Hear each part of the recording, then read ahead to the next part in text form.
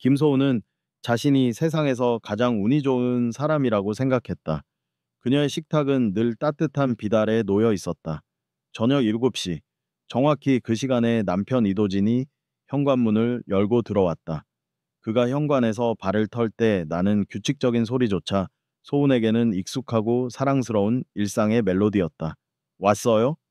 소은이 부엌에서 몸을 돌리며 물었다. 도진은 항상 미소로 대답했다. 그의 미소는 피곤함에 약간 가려져 있었지만 언제나 진심이었다. 그는 재킷을 벗어 깔끔하게 걸고 소은의 볼에 가볍게 키스했다. 응, 오늘은 좀 일찍 왔지. 10살 난 딸 이지아는 식탁에 앉아 영어 숙제를 하고 있었다. 지아는 말이 많은 아이는 아니었다. 그녀는 대신 소리를 모으는 것을 좋아했다. 오래된 스마트폰에는 빗소리, 고양이 울음소리, 그리고 아빠가 현관문을 여는 소리까지 다양한 소리 파일이 가득했다. 소은은 가끔 딸의 별난 취미를 보며 웃었지만 그 모든 것은 소은의 완벽한 삶을 이루는 작은 조각들이었다. 소은은 프리랜서 동화 번역가로 일했다. 집에서 일하는 것은 그녀에게 안정감과 자유를 주었다. 현재 그녀는 믿음의 언어라는 제목의 심리학 서적 번역을 막 끝내고 있었다. 아이러니하게도 그녀의 삶 자체가 그 책의 표지처럼 완벽한 믿음으로 가득 차 있었다. 저녁 식사는 늘 그렇듯 평화로웠다. 도지는 회사의 어려운 프로젝트와 영업 실적에 대해 간단히 이야기했다. 그는 제약 장비 회사 영업팀장이었다. 오늘 계약건 때문에 술을 좀 마셨어. 미안해. 도지는 젓가락으로 소은의 그릇에 고기를 놓으며 말했다. 괜찮아요. 많이 피곤하죠? 소은은 남편의 뺨을 쓰다듬었다. 그의 피부에서는 희미한 담배 연기와 함께 숙성된 위스키 향이 났다. 소은은 그 냄새를 싫어했지만 그 냄새가 남편이 밖에서 고생했다는 증거라고 생각하며 참아냈다. 당신은 정말 좋은 남편이고 아빠예요. 지아는 말없이 고개를 숙인 채 밥을 먹었다. 문득 소은의 눈에 도진의 손목에 있는 희미한 긁힌 자국이 들어왔다. 어머, 손목은 왜 그래요? 언제 다쳤어요? 도진은 재빨리 손을 거두며 미소를 지었다. 아, 이거 거래처 기계 옮기다가 살짝 긁혔어. 견사암나마, 괜찮아. 별거가 아니야. 그의 목소리는 조금 빨랐다. 소은은 더 이상 묻지 않았다. 그는 언제나 사소한 것에 신경 쓰지 않는 남자였다. 식사 후 도진은 샤워를 하고 곧장 침실로 들어갔다. 오늘 너무 피곤해서 먼저 잘게. 당신도 일 너무 늦게까지 하지 마. 네, 당신도 잘 자요. 소은은 거실에서 노트북을 덮었다.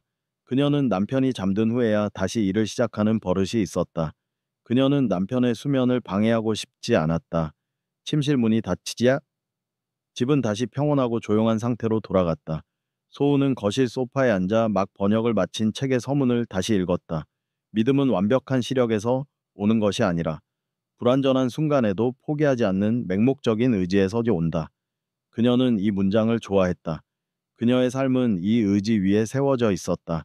며칠 후 도지는 부산으로 출장을 갔다. 이틀 밤을 비워야 하는 일정이었다. 소은은 혼자 있는 것을 불안해하는 성격이 아니었지만 이상하게도 이번에는 마음이 놓이지 않았다. 당신 없으면 적적할 거예요. 게요. 소은이 현관에서 그의 넥타이를 매주며 말했다. 도지는 그녀의 손을 잡았다. 금방 돌아올게. 지아 잘 부탁해. 그리고 혹시 머리 아프면 내가 전해준 약 꼭 먹어. 소은은 몇 달 전부터 두통과 불면증에 시달렸었다. 도지는 그때마다 그녀에게 수면 유도 효과가 있는 고함량 비타민이라고 하며 알약 한 통을 건넸었다. 약을 먹으면 잠은 잘 왔지만 다음날 아침에는 왠지 모르게 멍한 느낌이 들었다. 네, 걱정 마요. 그런데 당신 짐은 왜 이렇게 가벼워요? 출장이 이틀인데? 요즘은 다 태블릿으로 처리하니까 서류 가방 무겁게 들고 다닐 필요 없어. 도지는 능숙하게 대답했다. 사랑해. 그는 그녀에게 깊은 키스를 남기고 떠났다. 남편이 떠나자 집에는 소은과 지아 단둘이 남았다. 그날 밤 소은은 잠이 오지 않아 거실을 서성였다. 그녀는 이유 없이 불안했다. 마치 거대한 유리잔 안에 갇혀 있는데 그 유리잔에 아주 미세한 금이 가기 시작한 느낌이었다. 다음 날 오후 지아가 숙제를 가지고 소은에게 왔다. 엄마, 이 영어 지문 읽는 거 녹음해야 하는데 내 폰이 잘 안 돼. 그래? 엄마 폰으로 할까? 소은이 말했다. 아니요, 내 폰에 지난번에 내가 녹음한 소리들이 다 있어서 그냥 엄마가 이걸 좀 봐주세요. 지아가 자신의 낡은 스마트폰을 내밀었다. 소우는 지하에 영어 파일이 있는 폴더저를 찾기 위해 스크롤을 내렸다. 선즈 우 폴더. 수백 개의 파일이 날짜 순으로 정렬되어 있었다. 소우는 무심코 폴더를 클릭했다. 파일 이름은 단순했다. 2002 워즈단 이시온좀 히천십 성고레인 원 지일우선 챔버캣 웹이 그리고 스크롤을 내리다. 소운의 손가락이 멈췄다. 2002 6월 2건 이루투리아 midnight 캣댐 M4A 11월 14일 이틀 전 도진이 부산으로 출장을 갔다고 말한 날이었다.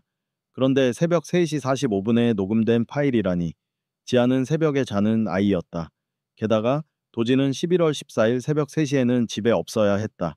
그는 부산으로 가는 KTX를 탔어야 했다. 소우는 심장이 쿵 떨어지는 것을 느꼈다. 지아는 옆에서 지문을 읽고 있었다. 엄마 왜 그래요? 얼굴이 하얗다. 아예 아무것도 아니야. 엄마가 잠깐 딴 생각했어.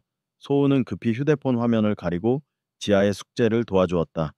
딸이 방으로 돌아가자마자 소우는 손이 떨리는 것을 진정시키며 다시 지아의 낡은 스마트폰을 집어들었다. 그녀는 파일을 길게 누르죠. 재생했다. 쉭. 희미한 노이즈. 몇 초간 침묵. 딸깍. 라이터 켜지는 소리. 깊은 한숨 소리. 도진의 목소리였다. 낮고 듣는 사람을 얼어붙게 만드는 차가운 톤. 그 여자 그녀는 아직 아무것도 몰라. 계속 약을 그렇게 유지해줘. 나는 이제 완벽한 남편 역할을 연기하는데 지쳤어. 앞으로 3개월 정도 모든 절차가 끝나면 나는 그 여자를 내보낼 거야. 다시 깊은 한숨. 라이터가 다시 딸깍 켜지고 꺼지는 소리. 소우는 숨을 쉴 수 없었다. 머릿속이 새하얘졌다. 그 여자는 누구인가? 나 아닌가? 약은 또 무엇인가? 완벽한 남편 역할 연기? 3개월 후 내보낸다고? 그녀는 녹음 파일을 다시 들었다. 10번, 20번. 매번 들을 때마다 목소리는 더 분명해졌고 단어들은 더 날카롭게 그녀의 귀를 찢어 발겼다. 소우는 지아가 이 파일의 존재를 알고 있는지 확인하기 위해 지아의 방으로 달려갔다. 지아는 숙제를 끝내고 잠들어 있었다. 그녀는 그저 소리를 녹음하는 습관 때문에 실수로 이 대화를 녹음한 것일 뿐이었다. 지아는 아무것도 모르고 있었다. 그날 밤 소우는 침실로 돌아왔다. 도진의 빈자리는 차가웠다. 소우는 옆자리에 누웠다. 그녀는 방금 전까지 자신이 믿었던 완벽한 남편의 실체를 10살짜리 딸의 휴대전화에 담긴 30초짜리 녹음 파일로 인해 완전히 파괴당했다. 그녀는 온몸이 얼어붙는 듯한 공포를 느꼈다. 도진이 자신에게 준 비타민이라던 그 약, 그것이 떠올랐다. 만약 그것이 단순한 수면제가 아니라 그가 말한 약이라면, 그가 그녀를 미친 여자로 만들려는 계획을 실행하고 있는 것이라면, 소우는 몸을 일으켰다. 불안함과 분노가 그녀의 심장을 미친 듯이 뛰게 만들었다. 그녀는 더 이상 잠들 수 없었다. 그녀는 도진이 준 비타민 약통을 찾기 위해 서랍을 뒤졌다. 흰색 플라스틱 통에는 성분 표시가 없었다. 그녀는 알약 하나를 꺼내 손바닥에 쥐었다. 하얗고 작고 무해해 보이는 알약이었다. 하지만 소은에게는 더 이상 무해한 것이 없었다. 그녀는 이 알약을 분석해야 한다고 생각했다. 당장. 그녀는 조용히 알약을 작은 비닐 지퍼백에 넣었다. 도지는 내일 돌아온다. 소은은 그가 이틀간 부산에 없었다는 것을 알고 있다. 그는 새벽 3시 45분에 집 근처에서 아니면 어쩌면 침실 바로 옆 거실에서 통화를 했을지도 모른다. 소우는 창밖을 바라보았다. 아파트는 높고 도시의 불빛은 화려했다. 하지만 이 모든 완벽함 속에서 그녀는 이제 혼자였다. 그녀의 믿음은 산산조각났다. 그녀는 울지 않았다. 울 시간이 없었다. 그녀는 이 싸움에서 지아를 보호해야 했다. 그녀는 침묵 속에서 복수를 계획하기 시작했다. 그녀는 진실을 찾아내야 했다. 도진이 자신을 내보낼 계획을 실행하기 전에 그가 먼저 그녀에게서 내보내지도록. 소우는 침대 밑에 숨겨두었던 낡은 가죽 지갑을 꺼냈다. 그 안에는 그녀가 번역한 돈을 비상금으로 모아둔 통장이 들어있었다. 그녀의 유일한 방패였다. 그녀는 잠을 청하는 대신 인터넷에서 약물 분석 기관을 검색했다. 그녀의 심장은 복잡한 감정의 폭풍우 속에서 차갑게 뛰고 있었다. 이제부터 그녀의 삶은 그녀가 방금 번역을 끝낸 책의 제목처럼 믿음이 아닌 불신의 내 언어로 쓰일 터였다. 이도진이 부산에서 돌아오는 날 김소우는 마치 연극 무대에 오르는 배우처럼 자신을 단장했다. 거울 속 자신의 눈빛은 어딘가 공허하고 불안했지만 그녀는 파운데이션으로 그 모든 것을 덮었다.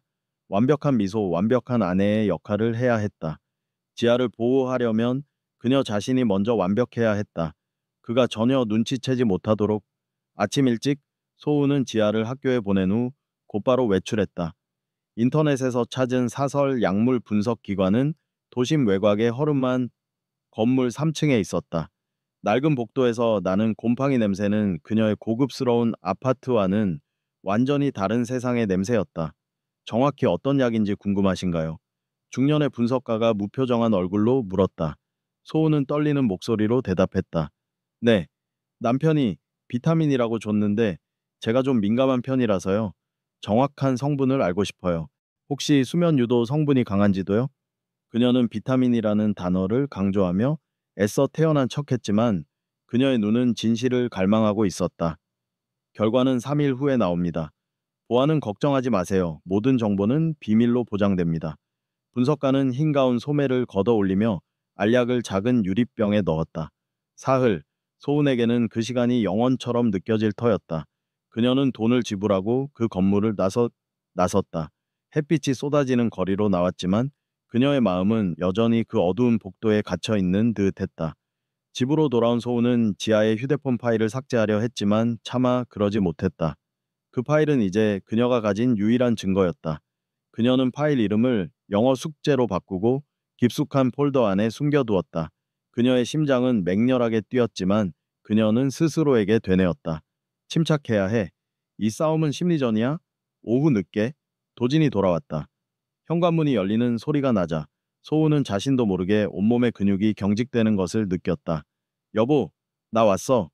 도진은 캐리어를 내려놓고 소은에게 다가왔다. 소은은 연습했던 대로 활짝 웃으며 그를 안았다. 보고 싶었어요. 출장은 잘 끝났어요? 그녀는 그의 품에 안겨 몰래 그의 셔츠 깃을 코로 킁킁거렸다. 부산의 바다 냄새나 역동적인 도시의 냄새 대신 어딘가 낯선 섬유 유연제 냄새와 아주 미세한 싸구려 향수 냄새가 났다. 아주 희미했지만 소은의 예민한 코는 그것을 놓치지 않았다. 도지는 소은의 등에서 손을 떼지 않으며 말했다. 응, 회의가 좀 길었어. 피곤하다. 그의 목소리는 평소와 같았다. 하지만 소은의 귀에는 나는 지쳤어 라는 녹음 파일 속의 목소리가 겹쳐 들렸다. 그날 밤 소은은 도진의 모든 움직임을 관찰했다. 도진이 소파에 앉아 신문을 읽을 때 소은은 차를 내오는 척하며 그의 옆에 다가갔다. 그는 신문에만 집중하고 있었다. 그녀는 재빨리 그의 손을 쳐다봤다. 손목에 긁힌 자국은 옅어졌지만 아직 남아 있었다. 그리고 그녀는 새로운 것을 발견했다. 그의 반지 및 손가락 피부가 눈에 띄게 하얗게 변색되어 있었다. 마치 반지를 며칠 동안 끼지 않았다가 다시 낀 것처럼. 도지는 결혼 후 단 하루도 결혼 반지를 빼지 않았다. 오늘 저녁은 당신이 좋아하는 비빔밥이에요. 소은이 미소 지으며 말했다.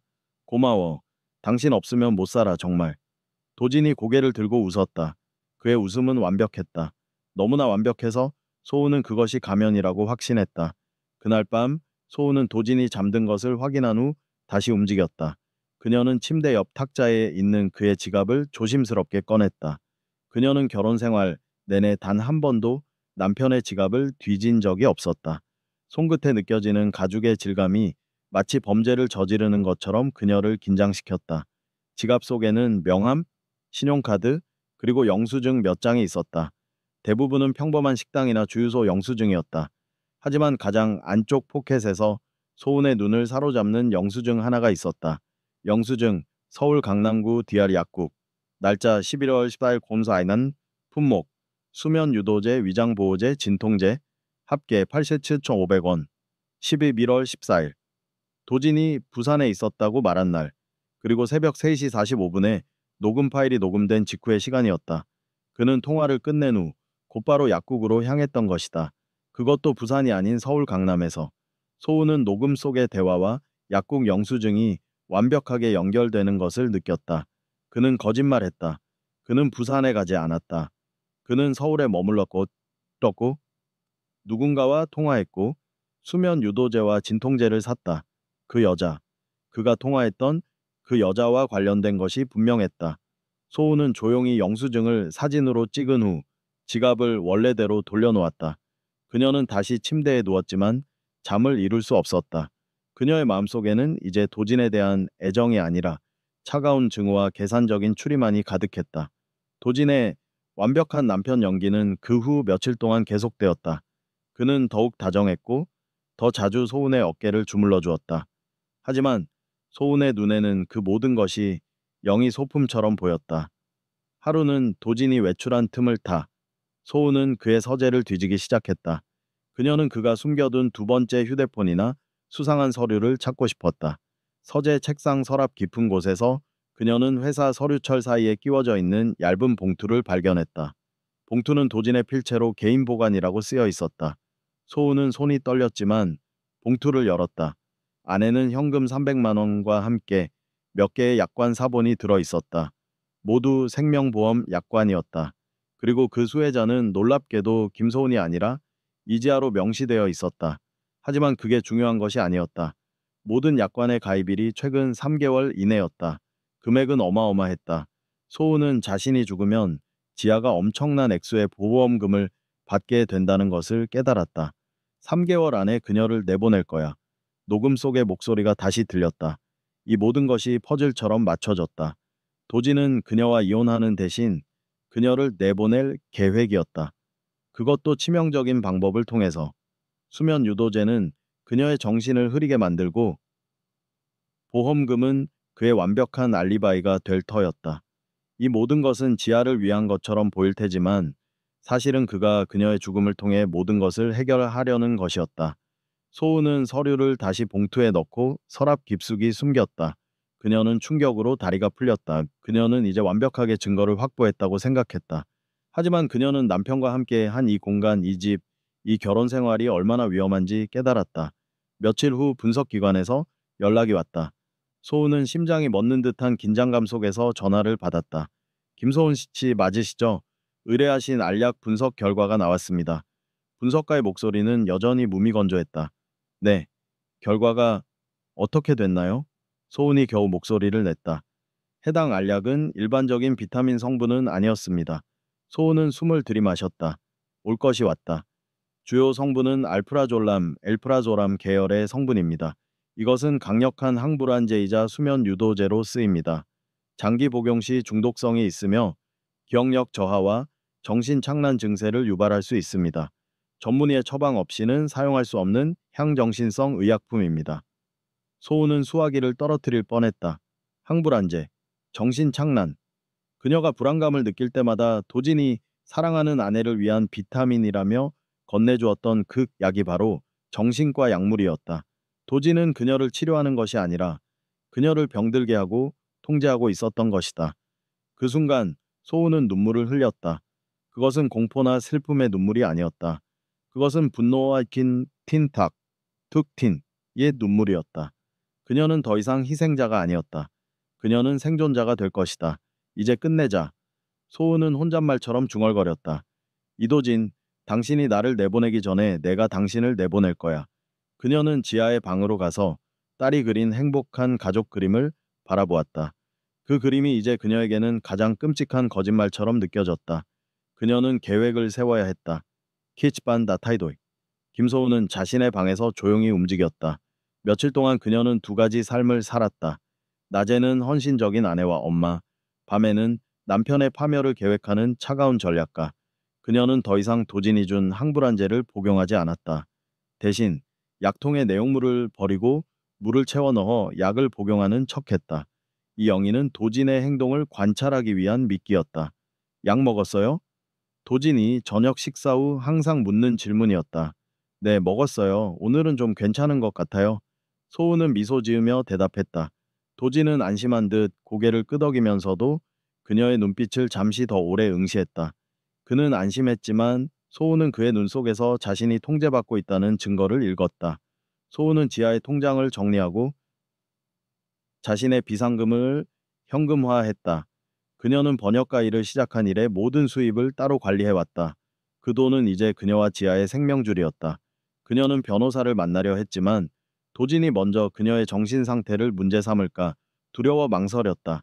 대신 그녀는 녹음 파일 속의 미스터리 MH라는 이름이 적힌 강남의 요양원을 추적하기로 했다. 소은은 지하의 미술 학부모인 척 그 요양원에 전화를 걸었다. 안녕하세요. 혹시 김민호 가명 씨의 보호자분과 통화할 수 있을까요? 저희 아이와 예전에 같은 학교에 다녔던 것 같은데. 소은은 떨리는 목소리를 애써 숨기며 말했다. 상담원은 친절했지만 단호했다. 죄송하지만 저희는 입소자 정보를 외부로 공개할 수 없습니다. 보호자 연락처도 알려드릴 수 없고요. 소은은 실망했지만 포기하지 않았다. 그녀는 다음 날 직접 요양원으로 향했다. 강남의 고급 주택가에 자리 잡은 그곳은 병원이라기보다는 호화로운 리조트에 가까웠다. 그녀는 방문객 명단에 슬쩍 시선을 던졌지만 도진의 이름은 없었다.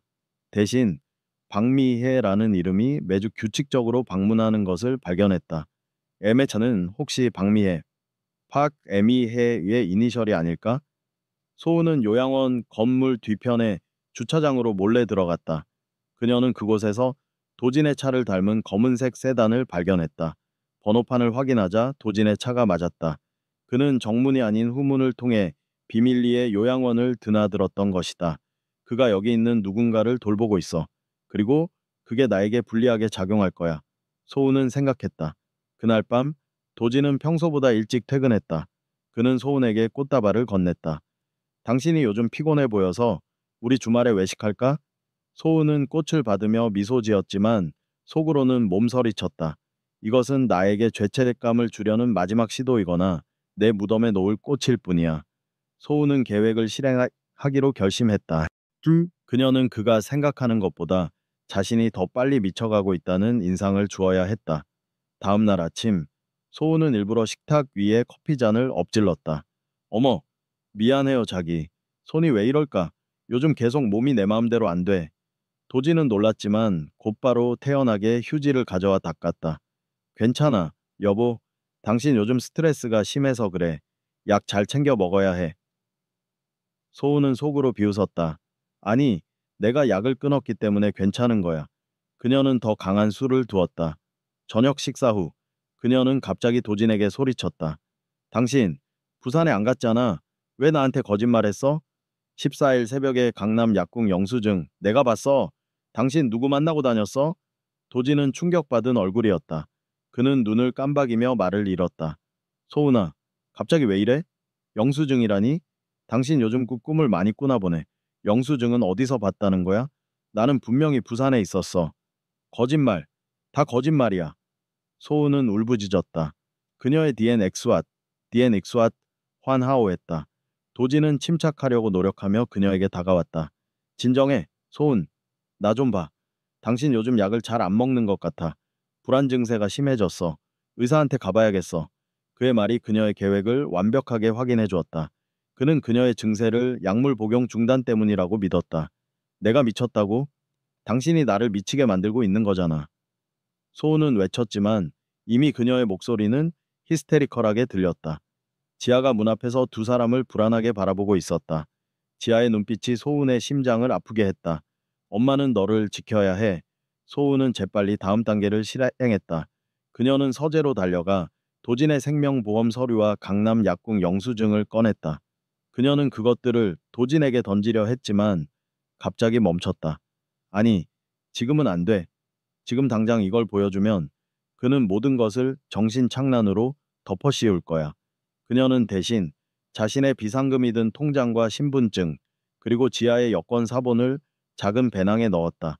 그녀는 오늘 밤 지아를 데리고 이 집을 떠나야 했다. 도지는 침실로 그녀를 따라와 걱정스러운 듯 그녀를 안으려 했다. 소은아, 당신 이러는 거 너무 힘들어. 나는 당신을 사랑해. 제발 나를 믿어줘. 당신의 사랑? 그 사랑은 나를 가두고 죽이려는 덫이야. 소은은 몸을 피하며 소리쳤다.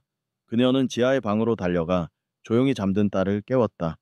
지아야, 미안하지만 지금 엄마랑 잠깐 여행 가야 해. 아주 중요한 여행이야.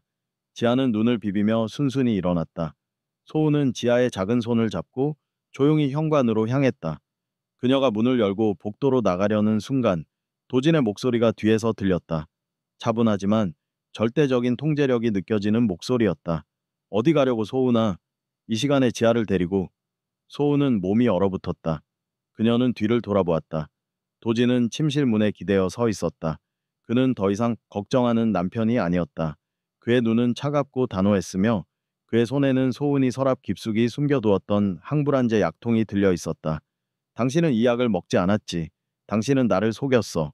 도진이 천천히 걸어왔다. 이거 놔, 지아, 뛰어가. 소은은 소리쳤다. 하지만 도진은 지아가 도망치기도 전에 재빨리 현관문을 닫고 잠금 장치를 걸었다. 그는 소은의 배낭을 빼앗았다. 배낭이 바닥에 떨어지면서 지아의 여권 사본과 통장이 쏟아졌다. 도진은 그것들을 내려다보았다. 그의 얼굴에는 분노 대신 깊은 슬픔이 감돌았다. 당신이 나를 이렇게까지 불신할 줄은 몰랐어, 소은아. 당신은 정말 나를 믿지 않았구나. 당신이 나를 죽이려 했잖아. 이 거짓말쟁이야. 소은은 울부짖으며 그를 때렸다. 도지는 그녀의 손목을 강하게 잡았다. 진정해? 난 당신을 죽이려 한 적 없어. 나는 단지 당신을 보호하려고 했을 뿐이야. 도지는 소은을 거실 소파로 밀쳤다. 그는 그녀의 가방에서 지아의 휴대폰을 꺼냈다. 당신 이것 때문에 이 모든 것을 오해했지? 내가 누군가를 내보낸다고? 그래. 당신이 들은 게 맞아. 하지만 그건 당신이 생각하는 게 아니야. 그는 지아의 휴대폰에서 녹음 파일을 재생했다. 새벽 3시 45분. 도진의 차가운 목소리.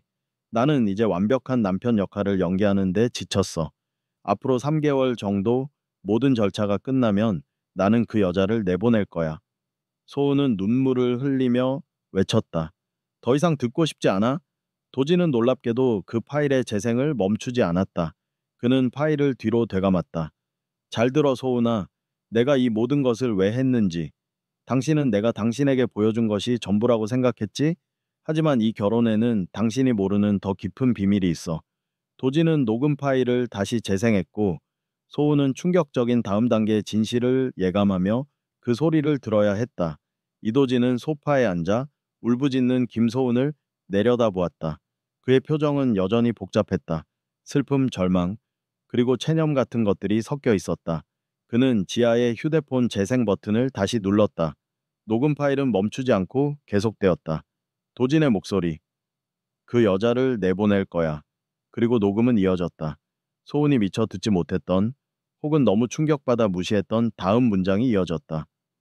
내보내서 안전하게 지내게 해야지. 내 빚은 이제 감당할 수 없을 정도로 불어났어. 이 상태로 함께 있다가는 우리 셋 모두 위험해. 당신도 그 사실을 알잖아. 도진의 목소리는 거기서 멈추었다. 하지만 그 뒤에는 또 다른 아주 희미한 낮은 남자의 목소리가 짧게 대답하는 소리가 들렸다. 알았어. 3개월 내에 정리해. 소은은 온몸에 힘이 빠져나가는 것을 느꼈다. 살인 계획이 아니었다. 적어도 명백한 살인 계획은 아니었다.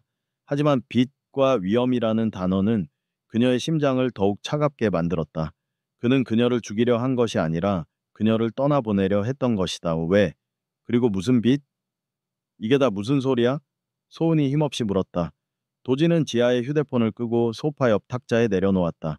그는 무릎을 꿇고 소은의 앞에 앉았다. 당신이 나를 믿지 않는다는 건 알지만 이제부터 내가 하는 말을 잘 들어줘. 나는 당신을 사랑해. 단 한 번도 당신을 해치려 한 적 없어. 그는 눈물을 흘렸다. 그의 눈물은 소은에게는 또 다른 연기처럼 느껴졌다. 그러나 그의 눈빛 속에는 절망이 담겨 있었다.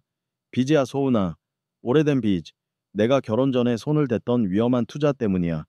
그 돈을 갚으려고 지금껏 발버둥 쳤지만 이자만 불어났어. 이제 그들이 우리 가족을 위협하고 있어. 지아에게까지 해가 미칠까봐 두려워. 그래서 나한테 거짓말하고 강남 약국에 갔어? 약은 또 뭔데? 왜 나한테 항불안제를 먹였어? 소우는 목이 메어왔다. 도지는 망설였다. 그 약, 내가 당신에게 비타민이라고 했던 건 미안해. 하지만 그건 당신을 진정시키기 위해서였어. 당신이 너무 예민해져서. 내가 조금만 늦어도 불안해했잖아. 나는 당신이 불안해하다가 실수로 이 빚쟁이들에게 우리가 어디 있는지 노출할까봐 겁났어. 당신이 무의식 중에라도 와이엄에 처할까봐 내가 당신의 신경을 둔화시키려고 했어. 오직 당신을 보호하기 위해서였어. 그의 말이 소은의 머릿속을 맴돌았다. 보호. Hay là Kiem Soat. Kiem Soat? cô vẫn không thể phân biệt được. 그럼 녹음 페일 속에서 완벽한 남편 연기는 무슨 뜻이야? 도지는 고개를 숙였다. 그건 내가 나 자신에게 하는 말이었어. 나는 당신에게 이 완벽한 삶을 계속 제공해야 한다는 압박감에 시달렸어. 당신이 이 모든 것을 알게 되면 나를 떠날까봐 두려웠어. 그래서 나는 완벽한 남편인 척 연기해야만 했어. 나는 당신에게만큼은 약해 보이고 싶지 않았어. 당신이 내 유일한 안식처였으니까. 소은은 혼란스러웠다. 도지는 이제 살인자 대신 위기에 처한 영웅처럼 자신을 포장하고 있었다. 하지만 그의 눈물은 진실해 보였다. 그녀는 그의 말을 완전히 믿을 수는 없었지만 적어도 목숨의 위협은 잠시나마 덜어낸 듯했다. 3개월 후에 나를 내보낸다는 건 이혼하고 나랑 지아를 안전한 곳으로 보내겠다는 뜻이야. 소은이 물었다. 도지는 고개를 끄덕였다. 맞아. 나는 당신의 통장에 몰래 비상금을 넣어두고 당신이 혼자서도 살 수 있도록 모든 것을 준비하려고 했어. 그게 내가 할 수 있는 유일한 속죄라고 생각했어. 이 모든 더러운 일은 나 혼자 감당할 거야. 그녀는 보험 서류를 떠올렸다. 지아에게 거액의 보험금이 돌아가도록 설계했던 것. 도진의 말이 사실이라면 그것은 지아의 미래를 위한 최후의 보험이었을 것이다. 하지만 만약 그가 거짓말을 하는 것이라면 그것은 여전히 살인 계획의 증거일 수도 있었다. 소우는 지쳤다. 그녀는 더 이상 그에게 소리 지를 힘도 없었다. 나에게 시간을 줘. 나는 당신이 하는 말을 믿을 수가 없어. 당신의 모든 것이 거짓말처럼 느껴져. 알았어. 내가 어떤 증거를 보여줘도 당신은 믿지 않을 거야. 도지는 자리에서 일어나 소은을 안아주려 했지만 소은은 몸을 피했다. 도지는 침묵 속에서 다시 말을 이었다. 하지만 지금부터는 당신의 안전을 위해 내가 통제해야 해. 당신은 당분간 혼자 외출할 수 없어. 모든 외부 연락은 내가 확인해야 하고 당신이 약을 끊었다는 것도 알았으니 내가 직접 당신이 약을 먹는 것을 확인해야겠어. 그의 보호는 완벽한 감금이었다. 소우는 저항할 수 없었다. 그녀가 이 사실을 외부에 알리려 한다면 도지는 그녀가 항불안제를 복용하는 환자라는 사실을 이용하여 그녀의 말을 완전히 무력화시킬 것이다. 그날 이후 집은 거대한 감옥이 되었다. 도지는 소은이 일하는 동안 거실에서 일했고 그녀가 화장실에 갈 때를 제외하고는 항상 그녀의 시야에 머물렀다. 그는 그녀의 휴대폰과 노트북 사용 시간을 통제했고 모든 전화를 대신 받았다. 소은은 그에게서 완전히 고립되었다. 소은은 이제 도진의 말이 진실인지 아닌지를 확인해야 했다. 빚과 블랙메일 위협이 열쇠였다. 그녀는 감시를 피하며 몰래 조사할 방법을 찾아야 했다. 도진이 잠든 밤, 소은은 조용히 일어나 서재로 향했다. 그녀는 도진이 말했던 빚에 대한 단서를 찾고 싶었다. 서랍을 뒤지다가 그녀는 도진의 옛날 업무 일지를 발견했다. 10년 전, 그들이 막 결혼했을 무렵의 일지였다. 그가 언급했던 위험한 투자는 아마 이 시기에 시작되었을 것이다. 일지에는 복잡한 투자 내역과 함께 AK라는 이니셜이 자주 언급되어 있었다. AK에게 5천만 원 송금, AK와 마카오 미팅, AK가 자꾸 압박함, 이 모든 것이 도진이 언급한 오래된 비직과 연결되는 듯했다. 그리고 일지 맨 뒷장에는 급하게 휘갈겨 쓴 메모가 있었다. SE 약속, 평생 보호, 절대 비밀. SE는 김소은 애소은을 뜻했다. 도지는 그녀와 결혼할 때 어떤 약속을 했던 것일까? 그리고 이 약속이 이 모든 거짓말과 어떤 관련이 있는 것일까? 소은은 AK가 누구인지 알아내야 한다고 생각했다. 하지만 외부와 연락할 방법이 없었다. 그녀는 지아의 휴대폰을 몰래 꺼내려 했지만 도진이 지아의 휴대폰을 자신의 침대 옆 탁자에 따로 보관하고 있었다. 며칠 후 도진은 회사에서 중요한 회의가 있어 밤늦게까지 돌아오지 못하게 되었다. 소은에게는 단 몇 시간의 자유가 생긴 것이다. 그녀는 도진의 노트북을 열었다. 비밀번호는 그녀의 생일이었다. 그의 사랑의 표현인 동시에 그녀의 통제에 대한 그의 확신이었다. 소은은 도진의 메일 기록을 뒤졌다. 수많은 업무 메일 속에서 그녀는 AK라는 이니셜로 시작하는 메일 주소를 발견했다. 그리고 그 메일은 모두 강압적인 요구와 재촉의 내용을 담고 있었다. AK에게 온 메일 제목, 이달 마감일, 지연 씨, 딸의 학교로 찾아가겠다. 소은은 공포에 질려 입을 틀어막았다.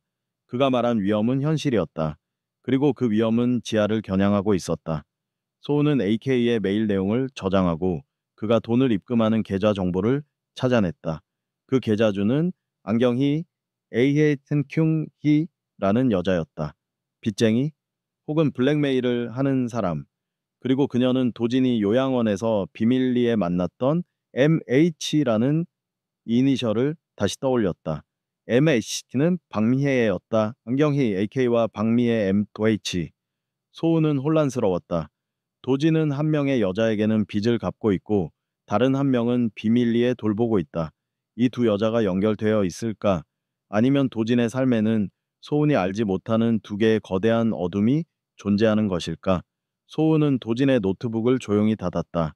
이제 그녀는 도진이 살인자가 아닐 수도 있다는 1%의 희망을 갖게 되었다. 하지만 그 희망은 그가 그녀를 완벽하게 속여왔다는 훨씬 더 깊은 배신감 속에서 피어났다. 소우는 이 모든 것을 도진의 입에서 직접 듣고 싶었다. 진실을, 모든 것을. 도진이 돌아올 시간이 가까워졌다. 소우는 노트북을 제자리에 두고 자신의 방으로 돌아왔다. 그녀는 침대에 누웠지만 눈은 맑게 떠 있었다. 이제 그녀의 싸움은 생존이 아니라 진실을 위한 것이 되었다. 그녀는 도진이 그녀에게 숨긴 것이 무엇인지 끝까지 파헤칠 것이다. 김소우는 도진의 감시 아래 완벽한 아내와 엄마의 삶을 연기했다. 그녀의 연기는 이제 도진의 영희보다 더 능숙했다. 그녀는 항불안제를 꼬박꼬박 복용하는 척했고 두통을 호소하며 도진에게 치료를 부탁하기도 했다. 도진은 그녀의 순종적인 모습에 안도하는 듯했다. 그는 지아를 학교에 데려다주는 동안만 집을 비웠다. 소은에게는 그 30분이 전부였다. 소은은 탈출 계획을 세웠다. 그녀는 지하의 방 서랍 깊은 곳에서 몇 년 전 고장난 채 방치된 낡은 태블릿 PC를 찾아냈다. 충전기를 꽂자 기적처럼 전원이 들어왔다. 와이파이 비밀번호는 바뀌었지만 잠시 도진의 컴퓨터를 훔쳐본 덕분에 그녀는 그 암호를 알고 있었다. 다음 날 아침, 도진이 지아를 학교에 데려다 주러 나간 정확히 7:55분, 소우는 태블릿을 켜고 어젯밤 도진의 이메일에서 외워둔 안경이 AK의 이메일 주소를 입력했다. 그녀는 도진이 말한 빚에 대한 진실을 AK로부터 직접 확인해야 했다. 소우는 떨리는 손으로 메시지를 작성했다. 제목, 이도진의 아내 김소은입니다.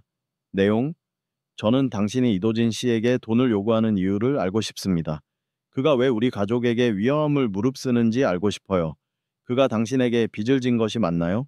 만약 제가 모든 것을 갚아준다면 그를 놓아줄 수 있나요? 제발 대답해 주세요. 김소은. 메일을 보내자마자 소은은 태블릿을 끄고 서랍 깊숙이 숨겼다. 땀이 등줄기를 타고 흘러내렸다. 30분의 시간은 쏜살같이 지나갔다. 도진이 문을 열고 들어왔다.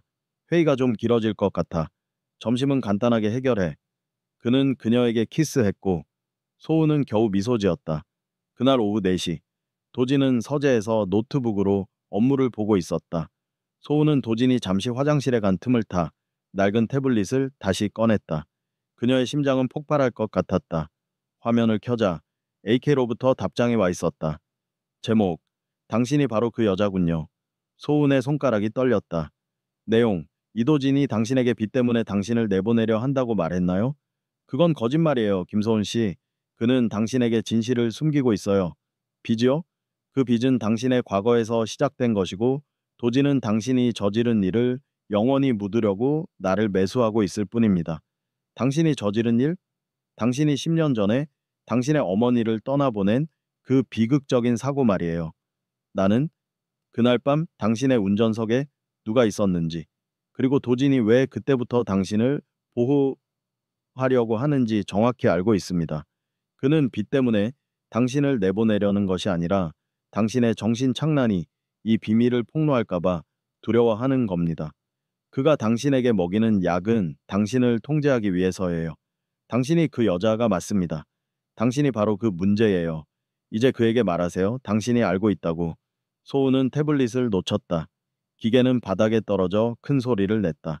하지만 다행히 카펫 위였다. 소우는 무릎을 꿇고 태블릿을 주었다. 그녀의 머릿속은 텅 비었다. 10년 전 어머니의 교통사고. 그녀는 그때 운전석에 있었고 충격으로 기억의 일부를 잃었다. 도지는 항상 그것이 그녀의 잘못이 아니라고, 브레이크가 오작동한 것이라고 말해왔다. 경찰도 그렇게 결론지었다. 하지만 AK는 무엇을 알고 있는 걸까? 그녀가 정말로 운전석에서 실수를 저질렀던 걸까? 그리고 도진이 왜 이 사실을 숨기려 했을까? 그가 나를 보호하려고 했다. 도진이 했던 말이 떠올랐다. 소우는 AK에게 다시 답장할 수 없었다. 시간이 없었다. 도진이 곧 돌아올 것이다. 그녀는 AK의 메일 내용을 캡처하고 태블릿을 숨겼다. 그녀의 몸은 떨리고 있었지만 이제 공포의 종류가 달라졌다. 그녀는 이제 외부의 적과 싸우는 것이 아니라 그녀 자신의 내부, 그녀의 잊힌 과거와 싸워야 했다. 그날 저녁, 식탁에서 소우는 도진을 응시했다. 그는 평소처럼 지아에게 다정했고 그녀에게 따뜻한 국을 뜯어주었다. 요즘 당신이 잠을 잘 자는 것 같아서 다행이야. 그 약이 잘 듣나 봐. 도진이 말했다. 소우는 속으로 울부짖었다. 그 약은 내 과거를 묻으려는 당신의 무덤. 파는 사비야. 당신 기억나요? 10년 전에 우리 엄마 사고 났을 때 소은이 조심스럽게 물었다. 도진은 젓가락을 멈췄다. 그의 얼굴에서 모든 혈색이 사라졌다. 소은아, 갑자기 왜 그 얘기를 해? 당신이 힘들어할까봐 다시는 꺼내지 않기로 했잖아. 그냥요. 나는 그때 충격이 너무 심해서 내가 운전석에 있었는데 정말 내가 실수를 한 건 아니었죠? 브레이크가 고장난 거 맞죠? 소은은 그의 눈 속에서 진실을 찾으려 했다. 도진은 다시 완벽한 남편의 가면을 썼다. 그는 젓가락을 내려놓고 소은의 손을 잡았다. 당신의 잘못이 아니야, 여보. 절대 아니야. 당신은 그때 혼자서 감당하기 힘들었을 뿐이야. 당신은 완벽하게 결백해. 내가 당신 옆에 있잖아. 걱정하지 마. 그의 말이 소은의 의심을 씻어주는 대신 더욱 증폭시켰다. 그는 너무 쉽게, 너무 완벽하게 부인했다. 그녀는 그날 밤 도진이 잠든 후 그의 노트북을 다시 열었다. AK의 메일 주소를 다시 확인한 후 그녀는 강남 요양원의 MH 박미애에 대해 검색했다. 그의 이름이 지역 신문의 작은 기사에 나왔다.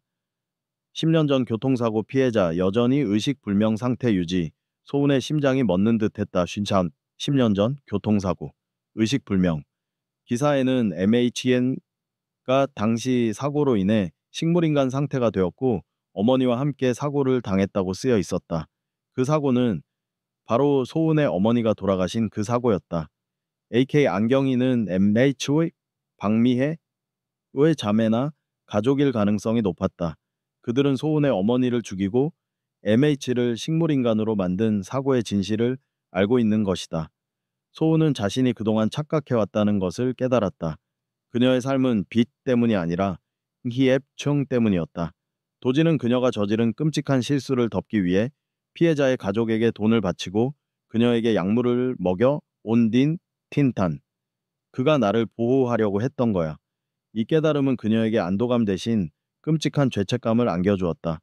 그녀는 살인자가 아니었지만 그녀의 부주의로 인해 두 가정이 파괴된 것이다. 도지는 그녀의 죄를 짊어지고 살았던 것이다. 하지만 또 하나의 질문이 남았다. 도지는 왜 그녀의 과거를 덮으려고 자신의 삶을 저당 잡혔을까? 단순히 사랑 때문일까? 아니면 그 사고에 도진 자신도 연루된 것일까? 소은은 울음을 참으며 조용히 AK에게 짧은 답장을 보냈다. 그녀는 더 이상 그를 협박할 필요가 이제 없었다. 그녀는 진실을 알고 싶었다. 답장 내용. 박미애 씨는 누구인가요?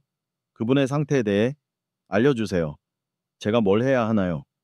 메일을 보내자마자 소우는 태블릿을 끈 후 이불 속으로 들어갔다.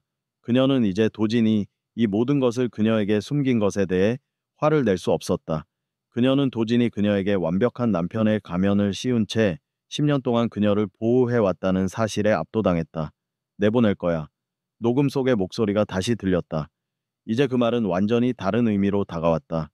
3개월 후 도진은 그녀를 AK로부터 보호하기 위해 혹은 그녀의 죄책감으로부터 보호하기 위해 그녀를 그들의 삶에서 내보내서 모든 것을 스스로 감당하려 했던 것일까? 소은은 잠든 도진을 바라보았다. 그의 얼굴은 평화로웠지만 눈가에는 피곤함과 스트레스의 흔적이 짙게 남아 있었다. 그녀는 그가 짊어진 10년의 무게를 느꼈다. 그녀는 이제 도진을 적으로 볼 수 없었다. 그녀의 적인 것은 그녀 자신의 쾰랑, 수랑쾰, 톨로이, 마녀의 나체저. 김소은은 숨겨둔 태블릿을 응시했다. 밤새 그녀의 마음을 짓눌렀던 질문에 대한 안경이 AKI 답장이 도착해 있었다. 그것은 도진의 모든 행동을 설명해 주는 동시에 소운의 세계를 또 한 번 산산조각냈다. AK 답장 제목, 진실을 받아들일 준비가 되었나요? 내용, 박미애는 내 여동생이에요. 그녀는 10년째 식물인간 상태로 그 요양원에 누워 있어요. 당신 어머니가 돌아가신 그날 밤, 당신의 부주의한 운전이 우리 가족의 삶을 파괴했어요. 이도진은 당신이 충격으로 기억을 잃자마자 나를 찾아왔어요. 그는 당신을 고소하지 않는 대가로 매달 엄청난 돈을 지불했고 경찰 조사 결과를 조작했어요. 브레이크 고장이 아니었어요. 당신은 과속 중이었고 전방 부주의였어요. 도진이 내게 돈을 주는 유일한 이유는 당신이 진실을 깨닫고 자백하여 지아에게 상처를 줄까봐 두려워서예요. 그는 당신의 죄책감을 돈으로 사고 약으로 당신의 정신을 통제하려 했을 뿐이에요. 이제 이해가 되나요? 당신의 완벽한 남편은 당신의 기억을 봉인한 공범이었어요. 이제 내가 원하는 건 하나뿐이에요. 당신이 이 모든 것을 알고 있다는 것을 도진에게 알리고 그의 모든 것을 파괴하는 것. 소우는 메일을 다 읽은 후 온몸에 피가 식는 것을 느꼈다. 끔찍한 죄책감과 함께 도진에 대한 새로운 종류의 분노가 밀려왔다. 그는 그녀를 사랑해서 보호한 것이 아니었다. 그는 그녀의 죄를 이용해 그녀를 영원히 자신의 통제 아래 두려 한 것이었다. 보호는 통제였다. 사랑은 위선이었다. 그날 이후 소우는 도진을 대하는 태도를 완전히 바꿨다. 그녀는 더욱 순종적이고 더욱 아픈 아내가 되었다. 그녀는 도진에게 고맙다고, 그가 준 약 덕분에 훨씬 좋아졌다고 말했다. 도진은 안도했다. 그의 경계심은 점차 느슨해졌다. 그녀의 목표는 이제 명확했다. 도진이 어떻게 경찰 조작에 성공했는지, 그리고 그가 그날 밤 사고 현장에서 정확히 무엇을 했는지 알아내는 것이었다. 도진은 이제 그녀가 안정되었다고 믿었기에 며칠 밤 회사 일이 밀렸다며 서재에서 늦게까지 일했다. 소우는 그 틈을 노렸다. 그녀는 도진이 잠든 새벽 2시 그의 서재로 몰래 들어갔다. 그녀는 책상 서랍 깊숙한 곳에서 10년 전 서류철을 찾아냈다. 서류철 안에는 사고 당시의 경찰 조사 결과와는 다른 조작되지 않은 보고서 사본이 있었다. 사고 현장 기록 10년 전 운전석 브레이크 패드 정상 작동, 타이어 마모도 양호, 시속 70km 초과 운행 흔적 명백함. 소우는 눈을 감았다. 그녀가 실수를 저질렀던 것이 맞았다. 그녀의 부주의가 어머니와 박미애 씨를 비극으로 몰아넣었다. 더 깊은 곳에서 소우는 낡은 영수증 한 장을 발견했다. 영수증, 엑세티 자동차 정비소, 날짜 사고, 다음날 새벽 4시. 내용, 브레이크 라인 절단 및 패드 교체, 특급 출장 비용. 지급자 이도진. 소운의 손이 떨리기 시작했다.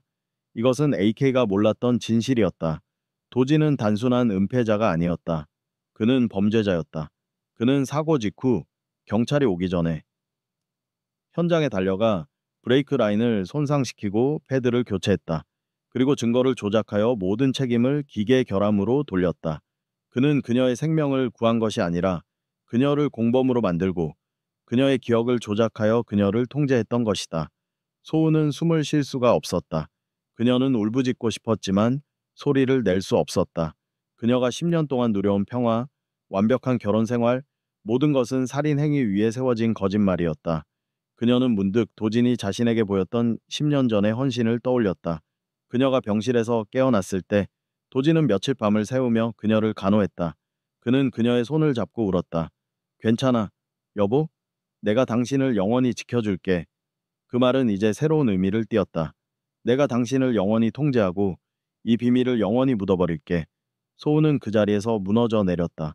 그녀는 자신이 얼마나 끔찍한 죄를 지었는지 깨달았고 동시에 그녀의 구원자가 얼마나 냉혹한 거짓말쟁이인지 깨달았다. 그녀는 복수를 원했지만 그녀 자신이 이미 공범이었다. 그녀가 도진을 파괴한다면 그녀 자신과 지아의 삶도 함께 무너질 터였다. 그녀는 눈을 감고 울었다. 이 거대한 딜레마 앞에서 그녀는 길을 잃었다. 도진은 그녀에게 지옥을 주었지만 동시에 그녀의 지옥을 덮어준 사람이었다. 새벽 4시, 도진은 잠에서 깼는지 침실에서 나오는 소리가 들렸다. 소우는 재빨리 모든 서류를 제자리에 넣고 서재 문 뒤에 숨었다. 도진은 물을 마시러 부엌으로 향했다. 그때 그의 바지 주머니에서 작은 메모지가 떨어져 바닥에 굴렀다. 도진이 물을 마시고 돌아가자 소우는 그 숨을 참고 재빨리 메모지를 주었다. 그것은 의사의 처방전이었다. 환자 이도진 42세 진단 위암 4기 처방 강력한 진통제 영양제 비고 치료 불가 시한부 6개월 통보. 소우는 그 메모지를 쥐고 서재 벽에 기댔다. 그녀의 몸은 돌처럼 굳었다. 위암 4기 녹음 속에 내보낼 거야 라는 말이 다시 들렸다. 나는 이제 완벽한 남편 역할을 연기하는데 지쳤어. 앞으로 3개월 정도 모든 절차가 끝나면 나는 그 여자를 내보낼 거야. 3개월, 시한부 6개월. 소우는 비로소 모든 퍼즐 조각이 맞춰지는 것을 느꼈다. 도지는 살인자도 아니었고 순수한 희생자도 아니었다. 그는 그녀의 죄를 덮기 위해 범죄를 저질렀지만 이제 그 자신에게 시간이 없었다. 3개월은 그가 죽기 전에 그녀와 지아를 AK의 위협으로부터 영원히 안전한 곳으로 보내기 위해 필요한 시간이었던 것이다. 그는 자신이 죽은 후에도 그녀가 박미혜의 가족에게 협박당하는 것을 원치 않았고 그녀가 진실을 알고 고통받는 것도 원치 않았던 것이다. 그의 완벽한 남편 연기는 죽음을 앞두고서도 그녀에게 평화를 주기 위한 마지막 거짓말이었다. 그의 모든 행동은 죄책감과 사랑이 뒤섞인 가장 비극적이고 이기적인 종류의 헌신이었다. 소우는 메모지를 꽉 쥐었다. 그녀의 눈에서는 눈물이 아니라 피가 흐르는 듯한 고통이 느껴졌다. 그녀의 복수심은 한순간에 사라지고 대신 깊은 연민과 절망으로 가득 찼다. 그녀는 그에게 어떤 복수도 할 수 없었다. 시간이 이미 그에게 복수하고 있었다. 김소우는 새벽 공기 속에서 떨리는 손으로 이도진의 위암 4기 진단서를 쥐고 있었다. 그녀의 눈은 건조했지만 심장은 피를 토하는 듯한 고통에 몸부림쳤다. 복수심, 증오, 그리고 배신감 같은 모든 감정들이 한순간에 사라지고 그녀를 짓누르는 것은 오직 비극적인 진실의 무게뿐이었다. 그녀는 지난 며칠간의 모든 행동을 되짚어 보았다. 강남 약국 영수증, 보험 약관, 그리고 그가 그녀에게 먹였던 항불안제. 이 모든 것이 이제 살인이 아닌 사랑의 마지막 발버둥으로 해석되었다. 그는 그녀가 자신의 죽음으로 고통받지 않기를 바랐고 자신이 죽은 후에도 그녀의 과거 죄책감이 그녀를 파괴하는 것을 원치 않았던 것이다. 소우는 서재 바닥에 웅크리고 앉았다. 그녀는 복수할 수 없었다. 그녀가 진실을 폭로하는 순간 이도진은 남은 3개월을 고통과 죄책감 속에서 보낼 것이다. 그녀는 그에게 어떤 평화도 줄 수 없을 것이다. 그녀는 선택해야 했다. 진실과 평화 중 하나를. 소우는 조용히 진단서를 다시 그의 서류 사이에 숨겼다. 그녀는 아무 일도 없었던 것처럼 침실로 돌아왔다. 도지는 여전히 깊은 잠에 빠져 있었다. 그녀는 그의 옆에 누워 조용히 잠든 남편의 얼굴을 바라보았다. 그의 얼굴은 이제 더 이상 완벽한 가면이 아니었다. 그것은 죽음을 앞둔 지친 한 남자의 맨얼굴이었다. 그날 아침, 소우는 전과 완전히 다른 사람이 되었다. 그녀는 더 이상 그에게 적대감을 드러내지 않았다. 그녀는 먼저 도진에게 미소를 지었고 그가 가장 좋아하는 아침 식사를 준비했다. 여보, 요즘 당신 얼굴이 많이 좋아졌어요. 약이 효과가 있는 것 같아요. 도진이 말했다. 소우는 고개를 끄덕이며 말했다. 당신 덕분이에요. 당신이 옆에 있어줘서 내가 많이 안정돼요. 그녀의 목소리는 진심이었다. 그녀는 이제 그가 말하는 거짓말의 이면에 있는 진심을 볼 수 있었다. 하지만 도지는 그녀의 갑작스러운 회복에 불안감을 느꼈다. 그의 내보내기 계획이 가까워지고 있었기 때문이다. 그는 소은이 너무 행복해하는 것을 보며 자신이 곧 그녀에게 줄 상처에 대한 죄책감을 느꼈다. 주말 오후, 도지는 지아와 함께 거실에서 그림을 그리고 있었다. 지아는 아빠와 엄마의 손을 잡고 웃는 그림을 그렸다. 엄소은은 그 모습을 바라보며 이 순간이 얼마나 소중한지를 뼈저리게 느꼈다. 도지는 지아를 재운 후 소은에게 다가왔다. 그의 얼굴은 굳어 있었다. 이제 내보내기를 실행할 때가 된 것이다. 소은아, 우리 이야기 좀 할까? 도진이 말했다. 네, 무슨 일이에요? 소은은 이미 알고 있었지만 모르는 척했다. 그녀는 그의 계획을 막으려 하지 않았다. 그녀는 그가 원하는 대로 하도록 내버려둘 것이지만 그의 마지막 노력에 감사할 것이었다. 도지는 침묵을 지키다가 마침내 입을 열었다. 그의 목소리는 차가웠다. 우리 이제 헤어져야 할 것 같아. 소은은 숨을 들이마셨지만 눈물을 흘리지는 않았다. 갑자기 왜요? 나는 당신이 생각하는 것처럼 좋은 사람이 아니야. 당신이 알고 있는 빚 외에도 나는 감당할 수 없는 더러운 비밀들이 많아. 당신과 지아는 나 없이 더 행복할 수 있어. 나는 당신의 삶에서 짐이 되고 싶지 않아. 그는 일부러 그녀가 가장 상처받을 만한 말을 했다. 그는 그녀의 증오를 사서 그녀가 자신을 미련 없이 떠나도록 하려 했다. 나는 당신에게 진심으로 사랑을 느낀 적이 없어. 나는 책임감 때문에 이 결혼을 유지했을 뿐이야. 도진이 말했다. 이 거짓말은 그의 목소리를 부들부들 떨게 만들었다. 그는 자신이 그녀에게 얼마나 잔인한 말을 하고 있는지 알고 있었다. 소우는 그가 말하는 모든 잔인한 단어들이 사실은 그가 그녀에게 보내는 사랑해라는 외침이라는 것을 알고 있었다. 그녀의 심장은 찢어졌지만 그녀는 미소를 지었다. 그녀는 그가 예상하지 못한 반응을 보였다. 그래요? 정말 당신은 나를 사랑한 적이 없어요? 소은이 물었다. 도지는 고개를 끄덕였다. 단 한 번도. 소은은 눈을 감고 10년 전 그가 그녀의 병실에서 그녀의 손을 잡고 울었던 순간, 그리고 그녀의 죄를 덮기 위해 범죄를 저질렀던 모든 순간을 떠올렸다. 그것이 진정한 사랑이 아니라면 세상에 사랑 따위는 존재하지 않을 것이다. 소은은 눈을 뜨고 그의 손을 잡았다. 괜찮아요, 도진 씨. 그녀의 차분한 목소리에 도진은 당황했다. 뭐가 괜찮다는 거야? 나는 당신에게 상처를 주고 있어. 아니요. 당신은 나를 보호하려고 하고 있어요. 나는 그걸 알아요. 소은은 그의 손에 있는 결혼 반지를 쓰다듬었다. 당신은 10년 전에 나를 지켜줬고 지금도 나를 지켜주려 하고 있어요. 나는 당신에게 감사해요. 나는 당신이 내 남편이라는 것이 자랑스러워요. 도지는 충격에 휩싸였다. 그의 눈동자가 흔들렸다. 그의 계획은 실패했다. 그는 그녀를 증오하게 만들려 했지만 그녀는 그에게 감사했다.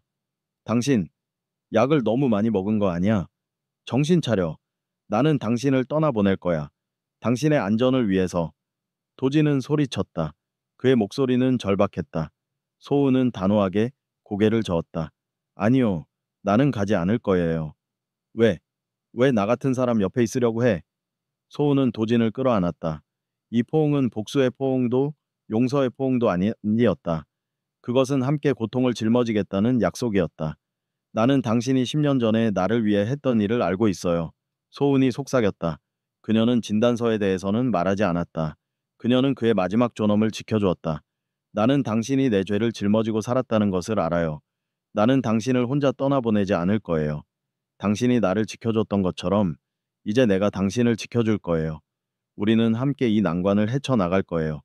3개월이든 6개월이든 도지는 소은의 말을 이해하지 못했지만 그녀의 눈빛에서 그녀가 모든 것을 알고 있다는 것을 느꼈다. 그는 무너졌다. 그는 그녀를 꽉 끌어안고 어린아이처럼 울기 시작했다. 그의 울음소리는 지난 10년 동안 그가 짊어진 모든 비밀, 모든 죄책감, 그리고 다가오는 죽음에 대한 절규였다. 소우는 남편의 등에 얼굴을 묻고 조용히 눈물을 흘렸다. 그녀의 삶은 여전히 거짓말 위에 세워져 있었지만 이제 그 거짓말 속에서 진정한 사랑과 희생이 꽃피우기 시작했다. 그들은 이제 적이 아니라 비극적인 운명에 맞서는 동반자였다. 그날 밤 이후 김소은과 이도진의 삶은 완전히 바뀌었다. 겉보기에는 아무것도 달라지지 않았지만 그들의 침실에는 이제 비밀의 무게 대신 비극적인 진실에 대한 고요한 이해가 감돌았다. 도진은 여전히 자신이 소은을 속이고 있다고 생각했고 소은은 여전히 자신이 도진의 암투병 사실을 모른다고 연기했다. 소은은 도진의 모든 행동을 관찰했다. 그는 고통을 숨기려 애썼고 그녀가 잠든 후에야 진통제를 복용했다. 소우는 그가 잠든 것을 확인한 후 몰래 일어나 그의 침대 옆에서 조용히 밤을 지새웠다. 그녀는 그에게 어떤 복수도 할 수 없었지만 대신 그의 마지막 날들을 평화롭게 해줄 수 있었다. 여보, 요즘 당신이 내게 주는 약 정말 효과가 좋아요. 소은이 아침 식사 때 말했다. 그녀는 이제 약을 먹지 않았지만 도진을 안심시키려 거짓말했다. 도진은 씁쓸한 미소를 지었다. 그래, 잘 됐다. 당신이 편안해야 나도 마음이 놓여. 그는 그녀가 자신을 떠나지 않고 곁에 있다는 사실에 안도했지만 동시에 그녀가 자신의 거짓말을 영원히 진실로 믿도록 해야 한다는 의무감에 시달렸다. 소우는 곧바로 안경이 AK인의 문제를 해결하기 시작했다. 그녀는 도진이 출근한 후 낡은 태블릿 PC를 꺼내 AK에게 연락했다. 그녀는 더 이상 익명으로 행동하지 않았다. 소은의 메일 제목, 김소은입니다. 박미애 씨에 대한 모든 것을 논의하고 싶습니다. AK는 즉시 응답했다.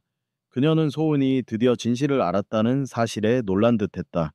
그들은 도심 외곽의 인적이 드문 카페에서 만나기로 약속을 잡았다. 소은은 도진에게 친구를 만나러 간다고 둘러댔다. 약속 당일 소은은 오랜만에 홀로 외출했다. 그녀는 도진이 불안해하지 않도록 평소보다 더 많은 미소를 남기고 집을 나섰다. 카페 구석 테이블에 앉아 있는 안경이는 날카롭고 지쳐 보였다. 그녀는 40대 후반으로 보였으며 눈빛에는 10년 동안 동생의 간병과 블랙메일을 해온 사람의 고독이 서려 있었다. 당신이 김소은 씨군요. 안경이가 차갑게 말했다. 당신의 남편은 모든 것을 빚이라고 했어요. 당신이 나를 찾아온 것은 당신이 진실을 알았다는 뜻이겠죠. 소은은 고개를 끄덕였다. 그녀는 가방에서 도진이 준비했던 돈 봉투를 꺼내 안경이에게 건넸다. 이건 이달치 금액입니다. 그리고 제가 개인적으로 준비한 돈이에요. 지난 10년 동안 저의 평화가 당신에게 얼마나 큰 대가였는지 알고 있습니다. 안경이는 돈 봉투를 보지 않고 소은을 응시했다. 당신은 뻔뻔하군요. 당신의 남편은 당신이 기억을 잃었다는 이유로 우리의 고통을 돈으로 샀어요. 나는 당신의 죄책감을 원했어요. 돈이 아니에요. 소은은 침착하게 대답했다. 저는 당신의 동생 박미애 씨에게 일어난 모든 일에 대해 책임이 있습니다. 그리고 저는 도진 씨가 경찰 조사를 조작했다는 것도 알고 있습니다. 그가 브레이크 라인을 손상시켰다는 것도요. 안경이는 깜짝 놀랐다. 그녀는 도진이 그녀에게 준 정보보다 소은이 더 많은 것을 알고 있다는 사실에 충격받은 듯했다. 그가 그랬다고요? 그는 그저 빚 때문에 당신을 보호하려고 했다고 했는데 그는 저를 사랑했습니다. 하지만 그의 방식은 잘못되었습니다. 그는 저의 죄를 은폐하려 했고 그것이 우리 모두에게 더 큰 짐을 안겼습니다. 소우는 숨을 고르고 말을 이었다. 이제 당신에게 제안합니다. 도진 씨는 곧 우리 곁을 떠날 겁니다. 안경이의 표정이 굳어졌다. 무슨 뜻이죠? 그는 암에 걸렸어요. 시한부입니다. 그가 저를 내보내려고 했던 것은 자신이 죽은 후에도 당신의 협박으로부터 저를 보호하고 제가 진실을 알고 고통받지 않기를 바랐기 때문입니다. 소우는 도진의 마지막 존엄을 지키기 위해 그의 병명을 말해야 했다. 카페는 침묵에 잠겼다. 안경희의 눈빛이 흔들리기 시작했다. 분노와 증오로 가득 차 있던 그 눈빛이 연민과 복잡한 감정으로 바뀌었다. 그가 아팠다고요? 그리고 그 모든 것을 혼자 감당했다고요? 안경희가 중얼거렸다. 그녀는 지난 10년간 자신이 괴롭혀온 남자가 사실은 죽음을 앞둔 환자였고 자신의 아내의 죄를 덮기 위해 범죄까지 저질렀다는 사실에 혼란스러워했다. 소우는 눈물을 글썽이며 말했다. 저는 더 이상 돈으로 당신의 고통을 살 생각이 없습니다. 하지만 저는 박미애 씨의 평생 간병을 책임지겠습니다. 도진 씨의 보험금과 제 모든 재산을 걸고 미애 씨가 이 세상에 계시는 동안 최고로 안락한 환경에서 지내실 수 있도록 모든 법적 서류를 당신 앞으로 이전하겠습니다. 다만 한 가지만 약속해 주세요. 도진 씨가 살아있는 동안 그에게 어떤 위협도 가하지 말아 주세요. 그가 남은 시간을 평화롭게 보낼 수 있도록 해주세요. 안경이는 소은을 한참 동안 응시했다. 그녀는 소은의 눈 속에서 지난 10년간의 거짓말과 최근의 고통을 보았다. 그녀는 소은의 제안이 돈을 넘어서는 진정한 속죄의 제안임을 깨달았다. 당신이 왜 이렇게까지 하죠? 안경희가 물었다. 저는 박미애 씨에게 죄를 지었습니다. 그리고 도진 씨에게도 죄를 지었습니다. 저는 그가 제게 준 10년의 거짓된 평화를 갚아야 합니다. 소우는 테이블 위에 준비한 법적 서류 사본을 내밀었다. 박미애 씨의 요양원, 비용 전액 부담 및 법적 보호자 권한, 이전 동의서였다. 안경이는 서류를 집어들었다. 그녀는 더 이상 화를 내지 않았다. 그녀는 지쳐 있었고 동생의 안락한 미래를 바랄 뿐이었다. 좋아요. 도진 씨가 살아있는 동안 나는 침묵할게요. 하지만 그가 세상을 떠난 후 당신은 당신의 약속을 지켜야 합니다. 당신의 죄는 결코 돈으로 갚을 수 없다는 것을 명심하세요. 알고 있습니다. 소은이 고개를 숙였다. 그들의 거래는 성사되었다. 살인자와 협박자가 아닌 두 비극적인 여성이 과거의 죄에 대한 새로운 형태의 속죄를 약속한 순간이었다. 소은은 안경희를 남겨두고 카페를 나섰다. 그녀는 이제 더 이상 외롭지 않았다. 그녀는 도진의 마지막 날들을 위한 평화를 확보했다. 집으로 돌아온 소우는 도진에게 아무 일도 없었던 것처럼 미소 지었다. 친구랑 수다 떠니까 정말 좋네요. 도진은 안심한 듯 그녀를 끌어안았다. 그래, 당신이 행복하면 됐어. 여보, 당신이 내 옆에 있어줘서 정말 고마워. 소우는 도진의 품에 안겨 조용히 눈물을 흘렸다. 그녀는 그에게 이별을 준비할 시간을 주지 않을 것이다. 그녀는 그에게 남은 모든 시간을 사랑으로 가득 채워줄 것이다. 김소우는 이도진에게 남은 시간을 선물하기 위해 자신의 모든 것을 내려놓았다. 그녀는 더 이상 완벽한 아내의 가면을 쓰지 않았다. 항불안제를 챙겨 먹는 척도 그만두었다. 그녀는 그저 병든 남편을 간병하는 평범한 아내였다. 여보, 오늘은 내가 당신 좋아하는 팥죽 끓였어요. 속 편할 거예요. 소은이 미소 지으며 도진에게 죽을 먹여주었다. 도진은 이제 회사에 나가지 못했다. 그는 집에서 요양했고 통증은 점점 심해졌다. 도진은 소은의 헌신적인 모습에 죄책감을 느꼈다. 그는 소은이 여전히 자신이 그녀를 버리려 했다는 오해 속에 살고 있다고 믿었다. 소은아, 나한테 화나지 않아? 도진이 힘없이 물었다. 내가 당신에게 너무 많은 것을 숨겼잖아. 그리고 당신을 아프게 했고. 소은은 도진의 뺨을 부드럽게 쓰다듬었다. 화 안 나요. 당신이 왜 그랬는지 아니까. 당신은 나를 지켜주고 싶었을 뿐이죠. 그녀는 그의 범죄 행위, 조작에 대해서는 언급하지 않았다. 그 진실은 무덤까지 가져가야 할 그녀의 몫이었다. 이제 아무것도 숨기지 마요. 그냥 나한테 기대요. 나는 당신 아내예요. 그의 눈에서 눈물이 흘러내렸다. 그는 수치심과 안도감이 뒤섞인 감정으로 그녀의 손을 잡았다. 고마워. 정말 미안해. 그들의 집은 이제 거짓말의 감옥이 아니라 연약함과 진실된 감정이 오가는 성역이 되었다.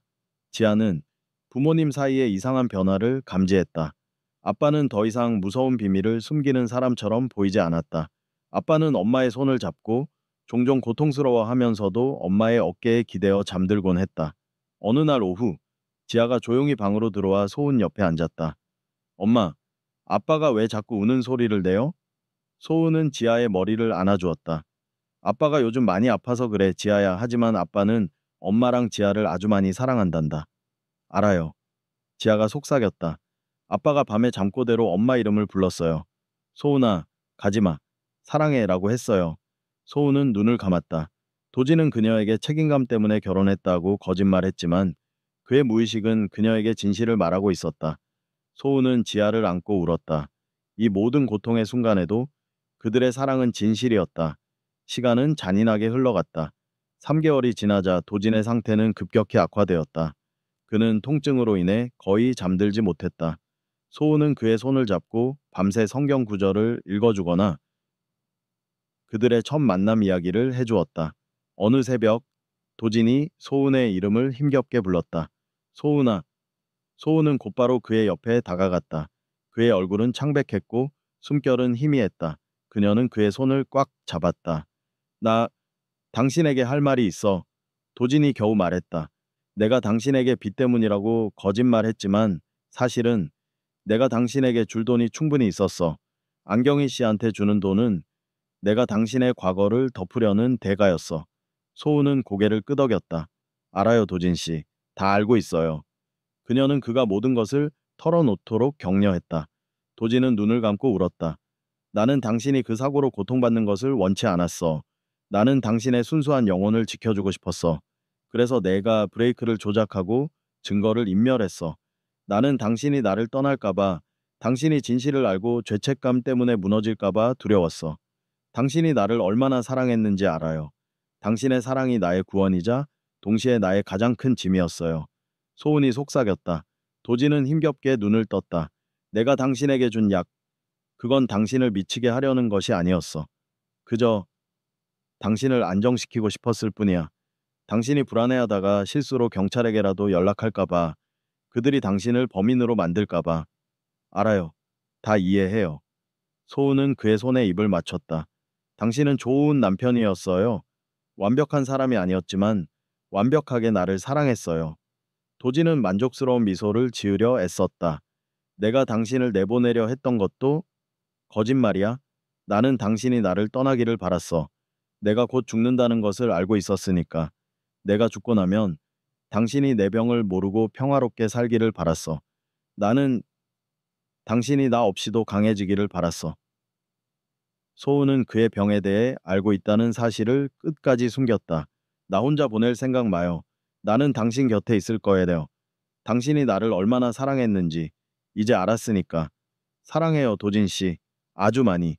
도진은 힘겹게 고개를 끄덕였다. 그의 눈동자의 빛이 사라지고 있었다. 그는 마지막 힘을 모아 소은의 손을 꽉 잡았다. 지압, 잘 부탁해. 그리고 다시 태어나도 당신이랑 결혼할게. 그의 목소리는 속삭임보다 작았다. 네, 약속해요. 소은은 눈물을 쏟아냈다. 그리고 침묵이 찾아왔다. 새벽 5시 15분. 도진은 소은의 손을 잡은 채 고요하게 숨을 거두었다. 그의 얼굴에는 오랜 고통에서 해방된 듯 평화로운 미소가 머물러 있었다. 소은은 그가 떠난 후에도 한참 동안 그의 손을 놓지 못했다. 그녀는 그에게 10년의 거짓된 평화를 선물 받았고 그 대가로 그의 마지막 3개월을 진정한 사랑과 평화로 채워주었다. 이도진의 장례식은 조용하고 경건하게 치러졌다. 소은은 검은 상복을 입고 손님들을 맞았다. 그녀의 눈은 퉁퉁 부어 있었지만 그녀는 강했다. 그녀의 곁에는 늘 딸 지아가 있었다. 소은은 지아에게 아빠가 긴 여행을 떠났다고 말했다. 그녀는 지아에게 아빠의 병에 대해서는 말하지 않았다. 그것은 도진이 지아에게 남긴 마지막 평화였다. 장례식이 끝난 후 소은은 도진이 지아를 위해 남긴 생명보험금과 자신의 모든 재산을 정리했다. 그녀는 도진이 자신에게 남긴 보호의 유산을 박미혜와 안경희에게 대한 속죄의 약속으로 바꾸어야 했다. 소은은 안경희를 마지막으로 만났다. 그들은 변호사와 함께 요양원 관리 및 재정 지원에 대한 모든 법적 서류에 서명했다. 소은은 지아를 위해 남겨진 모든 재산의 대부분을 박미애의 평생 간병을 위해 신탁기금으로 전환했다. 이것으로 미애 씨는 영원히 안전할 겁니다. 소은이 말했다. 도진 씨의 마지막 바람이기도 했어요. 그리고 저의 죄를 갚는 방법이기도 합니다. 안경이는 눈물을 글썽겼다. 김소은 씨, 당신은 예상 밖의 사람이군요. 당신은 당신의 모든 것을 포기했어요. 저는 이미 10년 전에 저의 평화를 포기했습니다. 이것은 제가 마땅히 치러야 할 대가예요. 소은은 숨을 들이마셨다. 그녀는 마지막 진실을 말해야 했다. 안경이는 도진의 죄를 알고 있었지만 브레이크 조작에 대해서는 알지 못했다. 안경희 씨, 제가 당신에게 말하지 않은 진실이 하나 더 있습니다. 소우는 조용히 속삭였다. 도진 씨는 저를 보호하기 위해 사고 직후 경찰이 오기 전에 브레이크 라인을 손상시켰습니다.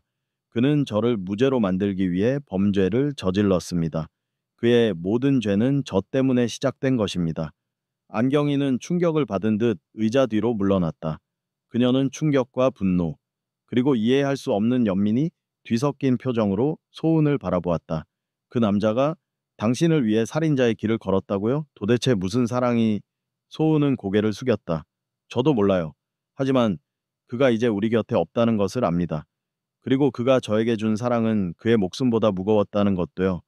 저는 그가 저지른 죄까지도 감당하겠습니다. 안경이는 한참 동안 침묵했다. 결국 그녀는 고개를 저었다. 나는 당신 남편을 용서할 수 없어요. 하지만 당신을 이해합니다. 이제 우리는 모두 희생자예요. 그녀는 서류에 서명하고 자리에서 일어났다. 미혜는 이제 안전합니다. 나는 당신에게 더 이상 아무것도 요구하지 않겠습니다. 평안하세요. 안경이가 떠난 후 소우는 텅 빈 사무실에 홀로 남았다. 그녀는 복수도 용서도 아닌 책임과 속죄라는 결론에 도달했다. 며칠 후 소우는 다시 일상으로 돌아왔다. 그녀는 도진이 그녀에게 주었던 비타민 통에 들어있던 항불안제를 모아 안전하게 폐기했다. 그녀는 이제 더 이상 약의 도움 없이도 불안감 없이 살 수 있었다. 그녀의 내면은 강해졌다. 소우는 다시 번역가 일에 몰두했다. 그녀는 도진을 만나기 전부터 번역하고 있었고 도진이 세상을 떠난 지금도 그녀는 계속해야 했다. 그녀는 현재 진행 중인 책 믿음의 언어의 마지막 장을 번역하고 있었다. 그녀는 책의 서문을 다시 읽었다. 믿음은 완벽한 시력에서 오는 것이 아니라 불완전한 순간에도 포기하지 않는 맹목적인 의지에서 온다. 소우는 이 문장의 의미를 이제야 완전히 이해했다. 그녀가 도진을 믿었던 것은 맹목적이었고 그의 거짓말에 속았다. 하지만 그 맹목적인 믿음이야말로 도진이 자신의 죄를 덮고 그녀에게 사랑을 줄 수 있었던 유일한 기반이었다. 그녀가 그의 거짓말을 완전히 믿었기 때문에 그들의 비극적인 사랑이 10년 동안 지속될 수 있었던 것이다. 그녀는 책의 마지막 문장을 번역했다. 진정한 관계는 비밀이 없다는 것이 아니라 서로의 가장 어두운 비밀까지도 감당하고 함께 짊어질 의지가 있음을 의미한다. 소우는 노트북을 닫았다. 그녀는 이제 도진의 모든 어둠과 자신의 죄까지도 감당할 준비가 되어 있었다. 그녀는 지아에게 거짓말하지 않았다. 그녀는 지아에게 도진이 영원히 지아를 사랑할 것이라는 진실을 말해주었다. 지아는 여전히 소리를 녹음했다. 어느 날 지아가 소운에게 자신이 가장 좋아하는 소리를 들려주었다. 그것은 빗소리도 고양이 울음소리도 아니었다. 녹음소리, 이도진의 목소리, 평화롭고 따뜻한 목소리. 지아야, 아빠가 네가 상상할 수 없을 만큼 너를 사랑한단다. 그리고 엄마도. 소우는 눈물을 흘렸지만 그 눈물은 이제 슬픔이 아니었다. 그것은 용서와 평화의 눈물이었다. 해가 지고 있었다. 소우는 지아의 손을 잡고 창밖을 바라보았다. 그녀의 삶은 더 이상 완벽한 유리잔이 아니었다. 그것은 깨졌고 다시 이어 붙여졌다. 유리잔에는 금이가 있었지만 그 금은 빛을 통과시켜 그녀의 삶의 새로운 형태의 아름다움을 선사했다. 그녀는 이제 덧없는 평화가 아닌 고통 속에서 피어난 진정한 희망을 가지고 살아가야 했다.